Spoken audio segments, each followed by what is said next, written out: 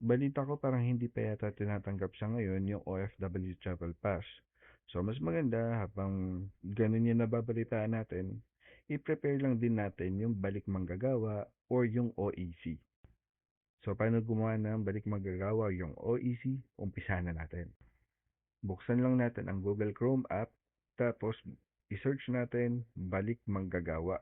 Tapos, ito yung tatap natin yung e-registration or puntahan mo na lang yung website diretso sa onlineservices.dmw.gov.ph. I-tap mo lang yung let's go, then ilagay mo na yung email address mo dito. Kung nakalimutan mo yung password ng DMW account mo, itap mo yung account recovery. Kung wala ka pang account dito, itap mo yung register. Tapos, password na lang, then tap mo na yung login.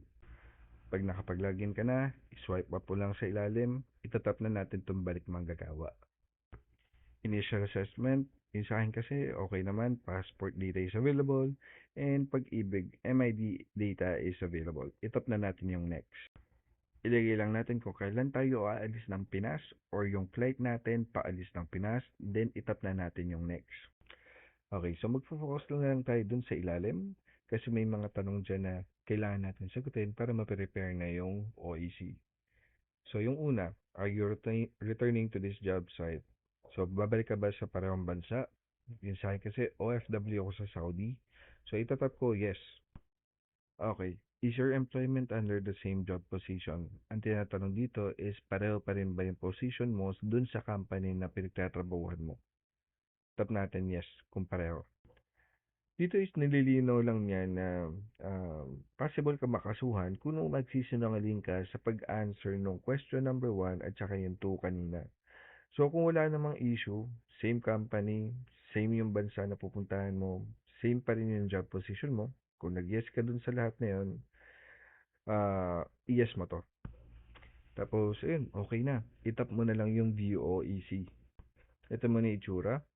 Itap lang natin yung open. So, ayan. Na-prepare na natin yung OEC natin. Okay, so ito naman yung process para ma-download natin yung OEC natin bilang PDF. Tapos, pwede na natin i-print dun sa printer.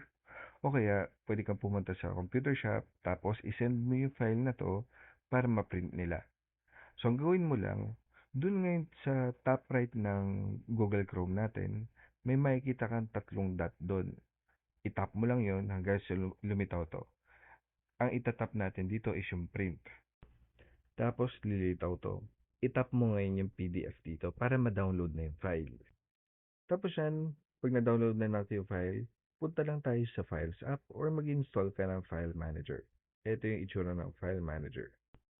Then, punta lang tayo dito sa Downloads and makikita na natin yung file name na BMOEC para mapaprint na natin yon. Yun yung isa-send natin via email dun sa computer shop na pagpiprintan natin o kaya isend mo sa kanya by Bluetooth para ma-print